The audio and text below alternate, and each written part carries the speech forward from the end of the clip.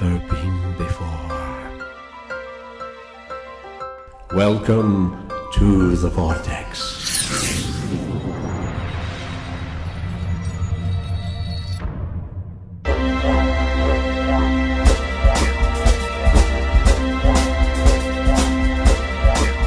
On the way to the other hospital, I did die.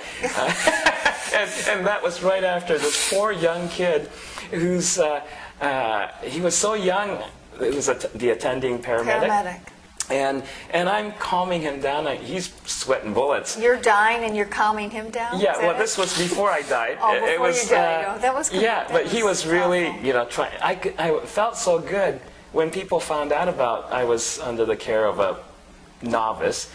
They said, they all thought, oh, God, that's terrible. I said, no. As soon as I realized he's a novice, well, novices try really, you know, they're very, attentive. So I felt I was in great hands, but he was very nervous, and I said to him, oh, don't worry, I'm not going to croak on you. and then a moment later I did. It's great when you're clairvoyant, when you see beyond the physical thing. Well, especially when I'm leaving the body. I'm going out of the ambulance, and I look back, and my wife is driving in our car right behind, following the ambulance in this mountain road, and she's clairvoyant too. And so she sees me leaving. And she's shaking her fist. Yeah, exactly. Right, she said, "You're not going to leave now." And I'm laughing because I already knew I wasn't going to be leaving. It was just a temporary thing. And this angel, you just like psych. Oh. Yeah, this angel comes in, and this beautiful angel comes and puts her hands right on my chest like this.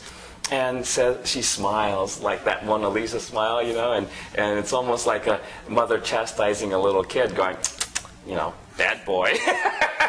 It's not, she said, not yet. And she starts pushing me back down into the ambulance and into the body. And then when I reach the body, then the paramedic says, he's back, he's back. And I laughed and I said, see, I told you I wasn't going to, you know, really go. And I had to kind of check in and get my bearings. This is making space for spirit is really a reminder process.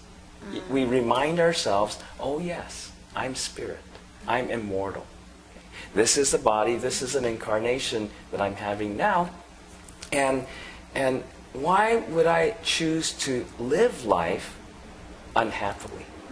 You know, if I'm going to be here, you said something earlier about a starting point and where you were making choice from, and I think this is a really something nice for people to understand, that we can make choice, as I was doing a few years ago, from panic, you know, panic, in the worst situation, and didn't make the best choices, and I didn't have the best life experience, versus making choices from a deeper place. Yes. And that's the still small voice within, or spirit. So making, maybe you could speak to that, but you brought up a few things. There were a few things here that also you speak about in your book, which is you had faith. That and certainty, and you talk about both of these things, faith and certainty, that once you had made a choice from that still point, that quiet, that space of spirit, that you trusted that the highest, best outcome would come about, right? I can see it. Well, the choice I made is very important, because most people get confused when it comes to making choices, and especially big choices or important choices in life, and especially under duress. Absolutely. Because they're thinking choices, right choice, or this choice, or that choice. Shall I go here, you do that, stay here, leave? Those are not the real choices. The real choice is very simple. The real choice, and the most important choice we could make, is not between two things, but between spirit and that which isn't. Or many ways to say it is between that which is, one and for all, eternal, or that which appears to be. Another way to say it is between spirit, validating spirit, or not. So what if somebody's like, gosh, I don't think this is a good place, job market. I don't know if I should move my family or stay here. And they really do have to, you know, or at least they perceive that they have to make a choice in that. How do you work with someone like that who really is feeling they have a choice when it does matter? Yes. Or should I take this job? Is something about it doesn't feel quite right or not, or what have you? Like the first choice is not about whether shall I take this job or not, or shall I stay here or leave. The first choice, people jump into the second choice. The first choice, they have to back up first, and obviously, to make a choice, it's, you know, even if the deadline is tomorrow, or deadline is 2 hours from now, or the deadline is I have to sign that paper to take that medication or not in the next 30 seconds. Whatever the timeline is, the first choice isn't about shall I sign it or not. The first choice is, am I validating spirit? Am I making space for spirit? Am I acknowledging, and do I have certainty? Am I giving myself the validation that I'm spirit, infinite, eternal, immortal?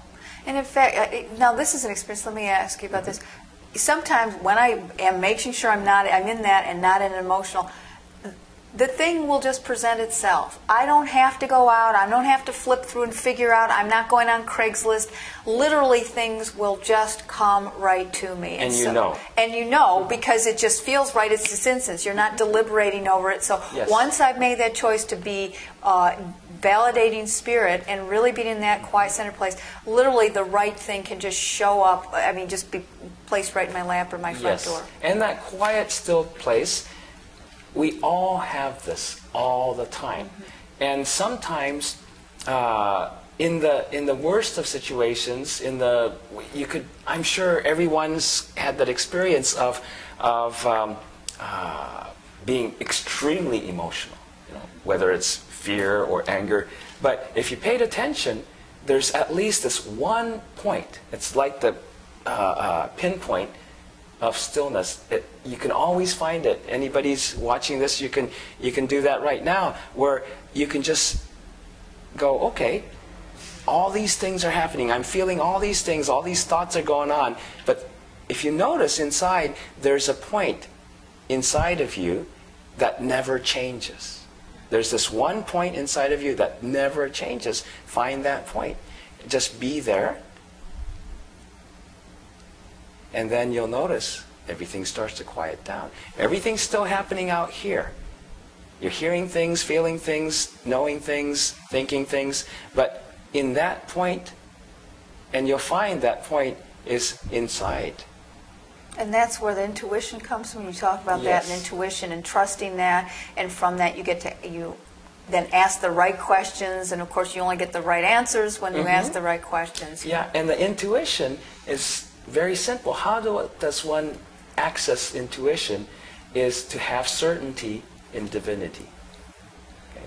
Once you have certainty, or in spirit, if you will, if you have certainty in that eternal beingness, then all of a sudden intuition starts to kick in. What if I do, let's just say I believe in God, I believe in spirit, but I don't trust that I always have a good line, that there's static on the line. I don't trust quite that I have a strong connection.